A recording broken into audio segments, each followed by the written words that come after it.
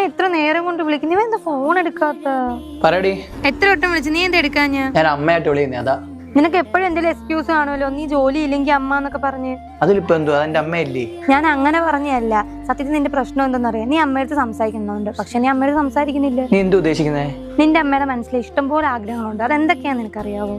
അതിനെപ്പറ്റി ഞാൻ ചിന്തിച്ചിട്ടില്ല. എങ്കിലേ ഒന്ന് പോയി ചോദിച്ചു നോക്ക്. ഞാൻ ചോദിച്ചു നോക്കാം. അമ്മയ്ക്ക് ഇങ്ങനെ പ്രത്യേകിച്ച് ആഗ്രഹങ്ങൾ എന്തെങ്കിലും ഉണ്ടോ? ഓ, എനിക്ക് അങ്ങനെ ആഗ്രഹമൊന്നുമില്ലടാ. സ്വസ്ഥമായിട്ട് സമാധാനമായിട്ടും ജീവിച്ചങ്ങ് പോകണം. അതല്ല അമ്മയ്ക്ക് എന്തെങ്കിലും മേടിക്കണമെന്നോ എവിടെങ്കിലും പോകണമെന്നോ എന്തെങ്കിലും പറ. അങ്ങനൊന്നും ഇല്ലടാ. പിന്നെ ചെറിയൊരാഗ്രഹം ഉണ്ടായിരുന്നു, അതിന് നടക്കത്തുമില്ല. അതെന്തോ അമ്മ? നിന്റെ അച്ഛനും ഞാനും ഒളിച്ചോടി പോയ വിവാഹം കഴിച്ച അത് നിനക്കറിയാല്ലേ? രജിസ്റ്റർ മാരേജ് ചെയ്ത് വിവാഹം കഴിഞ്ഞപ്പം അച്ഛൻ്റെ വീട്ടിലും കയറ്റത്തില്ല, എൻ്റെ വീട്ടിലും കയറ്റത്തില്ല. നിന്റെ അച്ഛൻ ജോലിക്ക് പോകുമ്പോൾ ഞാനിവിടെ ഒറ്റയ്ക്കില്ലയോ, അന്നേരം എനിക്ക് അമ്മയെ കാണണമെന്ന് തോന്നും. അങ്ങനെ ഇരുന്നപ്പോൾ അച്ഛനറിയാതെ ഞാൻ എൻ്റെ വീട്ടിലോട്ടൊന്ന് കയറി ചെന്നു. എൻ്റെ അടുത്ത് ആരാ